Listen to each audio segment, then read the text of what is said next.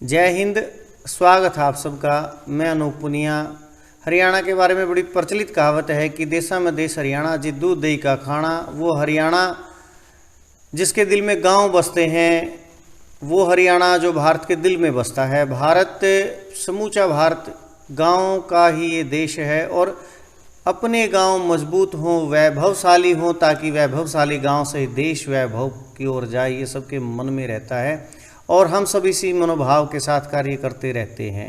बात करते हैं हिसार जिले के काबरेल गांव की 2017 में, जहां ग्राम विकास समिति का गठन हुआ और अपने गांव के सुदृढ़ीकरण के लिए 500 का टारगेट लेकर के ये समिति चली कि स्वास्थ्य, स्वच्छता, शिक्षा, संस्कृति और समरसता, इनके लिए गांव में जन जागरण का काम किया जाए। आइए संक्षिप्त में बताता हूं कि क्या क्या ग्राम विकास समिति ने 2017 से इन चीज़ों में काम किया है। स्वच्छता की बात रही तो सामान्यतः गांव में माना जाता है महिलाएं जो है वो अपने घर या अपने घर के आसपास की सफाई को ही वो स्वच्छता मानती हैं, लेकिन ग्राम सेवा समिति का जो स्वच्छता अभियान चलाया गया उसमें जो स्वच्छता के प्रति एक धारणा बनी हुई थी उसको तोड़ा गया और सब ने मिलजुल करके, महिलाएं और पुरुषों ने मिल करके पूरे गांव में एक स्वच्छता अभियान चलाया, स्वच्छता के महत्व को समझाया। तस्वीरों के माध्यम से आप उसको देख भी सकते हैं कि बड़ा प्रभाव रहा।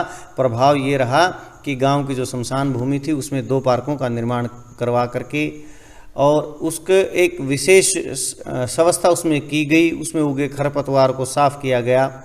रही बात स्वास्थ्य की, आज भौतिकवादी जो युग है इसमें लोगों की जीवन शैली जो बदल गई है और खेती में अंधाधुंध रसायनों का जो प्रयोग हो गया है उसने गांव के लोगों को बीमारियों से जकड़ लिया है। इन्हीं बीमारियों से बचाने के लिए ग्राम सेवा समिति ने गांव में जन जागरण अभियान चलाया, गांव में जैविक खेती की महत्वता को समझाया। स्वास्थ्य जांच के लिए समिति ने समय समय पर कैंप लगवाए और प्रभाव ये हुआ कि दर्जन भर किसान, महेंद्र, सुरेश, रण सिंह, सुरेंद्र, महेंद्र, जांगड़ा, अनूप जो थे उन्होंने जैविक खेती को अपनाया और अपने गांव को स्वास्थ्य की ओर वो लेकर के गए। रही बात शिक्षा की, ग्रामीण परिवेश में सबसे ज़्यादा महत्व वो शिक्षा को ही है। अगर शिक्षा मजबूत होगी तो गांव मजबूत होंगे। सेवा समिति ने एक पुस्तकालय 42 बच्चे एक साथ बैठ करके जिसमें स्वाध्याय कर सकते हैं और विशेषतः इसका लाभ उन बच्चों को जरूर मिला जो संसाधनों के अभाव में पढ़ते हैं, जिन्होंने बैठ करके स्वाध्याय किया। और आज इसका प्रभाव ये हो रहा है कि परीक्षा परिणाम अच्छे आ रहे हैं सरकारी विद्यालयों के और सरकारी नौकरियों की ओर बच्चे ज़्यादा जा रहे हैं। विलुप्त होती संस्कृति जो हमारे जीवन का आधार भी है उसको बचाने के लिए काबरेल की ग्राम सेवा समिति काम कर रही है कि गांव में समरसता का भाव बना रहे, गांव में एकता का भाव बना रहे और सब लोग मिलजुल करके रहे। तो ग्राम संस्कृति उत्सव के नाम से 2 बड़े आयोजन ये ग्राम सेवा समिति आज तक कर चुकी है।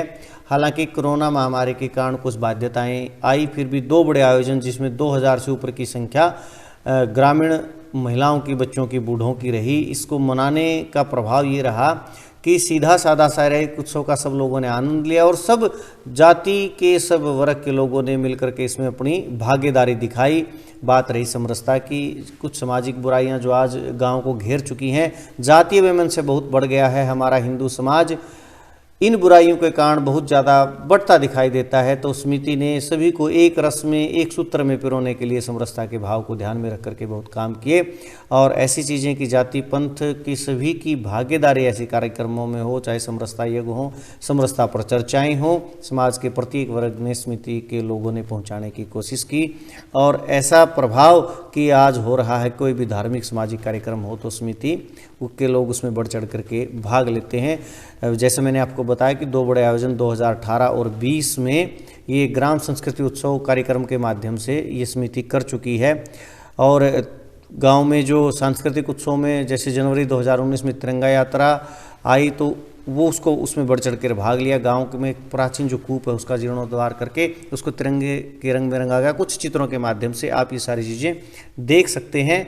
तो आज गांव को सुदृढ़ीकरण की ओर ले जाती हुई गांव-गांव में बनी हुई ग्राम सेवा समिति हरियाणा के बहुत से गांवों में अपना प्रभाव छोड़ रही हैं। फिर अन्य किसी गांव की ऐसी यात्रा के साथ आपको फिर मिलेंगे, फिर किसी ग्राम सेवा समिति से रूबरू करवाएंगे। नमस्ते।